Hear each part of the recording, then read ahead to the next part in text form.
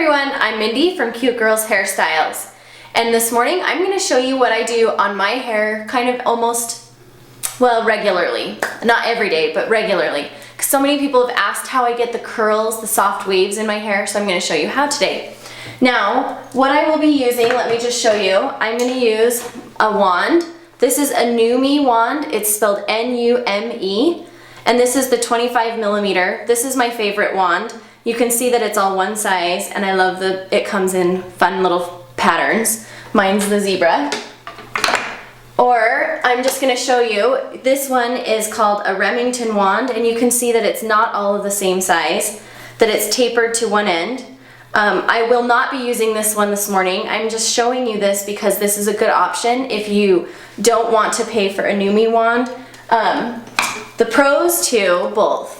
The NuMe wand I love because it's all one size. You can see the barrel, so it gives you really uniform curls.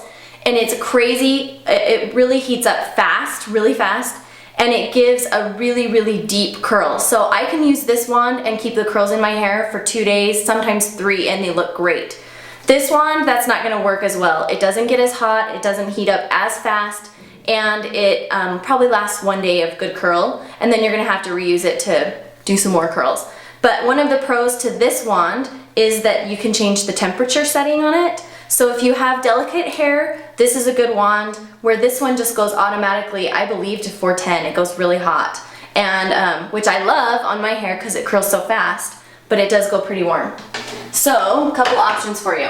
So I'm gonna start by, of course, using a heat protectant in my hair. You can see that I've already blow dried my hair last night and slept on it. And then I'm gonna just separate a section and pull it out of the way. So I'm always starting at the bottom of my hair. You can see the bottom layer. Now I'm gonna take my wand, and just so you know, all wands come with a glove, like so, that you can slip onto your hand, and then when you're wrapping your hair, like this, then you can put your fingers really close to the barrel and it's not gonna burn them. But I have just gotten used to not using the glove. If you're a beginning wander, I would definitely suggest using the glove, but I have gotten so used to it, I don't anymore. So I am just gonna take a chunk of hair, piece of hair, and going upside down, wrap the hair on the barrel. And I always wrap away from my face. So you can see. It only takes a few seconds to hold it on there. You can tell that the wand is very, very warm, which, because I'm using heat protectant in my hair and I have really strong hair, doesn't seem to make too big a difference. One suggestion I would have is that if you're going to curl your hair using heat, try to not curl it the next day. So you give it like a day, maybe 2 days to rest in between, so that you're not frying your ends as much. And then of course regular trims will help keep bad ends from creeping in. So you can see that I'll turn so you can see. I'm gonna do this one away from my face. And I try to keep the wand as vertical as possible. It's a little harder in back. I'll turn so you can see this one. I might break that one into 2.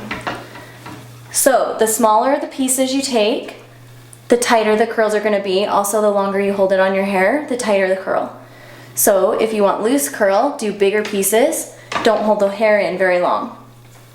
So you can see this goes pretty fast. I can do my whole head of hair when I'm not talking to all of you in probably 10 minutes. And I have really soft, beautiful curls when we're done. So when you're done with that layer, go ahead, separate out the next layer. And it will depend on the thickness of your hair, how many layers you do and how many pieces you do. I usually try to do like 5 pieces on each layer around my head. But again, that will vary depending on your hair. So you can see, just hold it as close as you can. This is what the glove would be for if you're worried about burning your fingers. And just separate the hair.